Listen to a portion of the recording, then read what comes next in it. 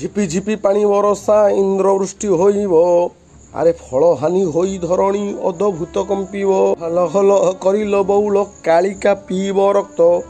ଯୋଗ୍ନି ଯୋଗମାୟା ବଢ଼ାଇଣ କାୟା ଉଦର ହୋଇବ ତପ୍ତ। ଭୈରବୀ ଡାକ ଦେବଲ ବଉଳ ଜାଣିବ ଅଳପ ଦିନେ।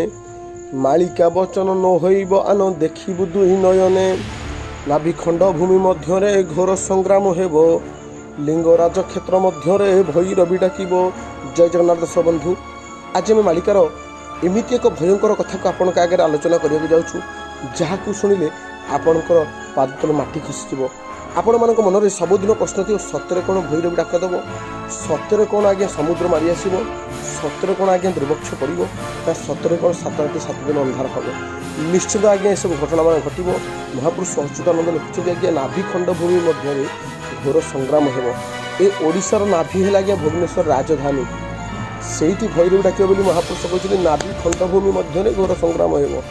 ଲିଙ୍ଗରାଜ କ୍ଷେତ୍ର ମଧ୍ୟରେ ଭୈରବୀ ଡାକିବ। ଲିଙ୍ଗରାଜ ଆଜ୍ଞା ଲିଙ୍ଗଙ୍କ ଭିତରେ ଯେଉଁ ଯିଏ ରାଜା, ସେଇ ଜାଗାରୁ ଆଜ୍ଞା ଭୈରବୀ ଡାକିବ ବୋଲି ମହାପୁରୁଷ କହିଛନ୍ତି। ପୁଣି କେବେ ଡାକିବ? ମହାପୁରୁଷ କହିଛନ୍ତି ବୈଶାଖ ମାସରେ ଭୈରବୀ ଡାକିବ ସଂସାର ହୋଇବ ନାଶ।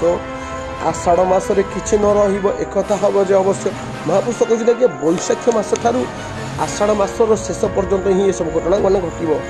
ଆପଣମାନେ ଦେଖନ୍ତୁ, ବୈଶାଖ ମାସ ଦେଖୁଛନ୍ତି କେଉଁ ଭଳିଆ ଗରମ ହେଇଥିଲା, ଏଇନେ ବର୍ତ୍ତମାନ ଆଷାଢ଼ ମାସରେ ଦେଖନ୍ତୁ କେଉଁ ଭଳିଆ ବର୍ଷା ହେଉଛି। ଆଉ କିଛି ଦିନ ପରେ ଆପଣମାନେ ଦେଖିବେ ଏ ଘଟଣା ସତ୍ୟ ହୋଇଯିବ। ମହାପୁରୁଷ କହିଛନ୍ତି ଆଜ୍ଞା ନାଭିଖଣ୍ଡ ଭୂମି ମଧ୍ୟରେ ଘୋର ସଂଗ୍ରାମ ହେବ।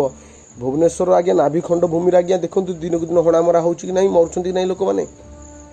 ମହାପୁରୁଷ ମଧ୍ୟ ଲେଖିଥିଲା ଆଜ୍ଞା ଜିହ୍ୱା ଲହ ଲହ କରିଲ ବଉଳ କାଳିକା ପିଇବ ରକ୍ତ। ଏଠି ମହାପୁରୁଷ କାହିଁକି ହଜାର ହଜାର ବର୍ଷ ଆଜ୍ଞା ତାଳପତ୍ର ପୋଥିରେ ଏଇ ଘଟଣାଟିକୁ ଲେଖିଲେ?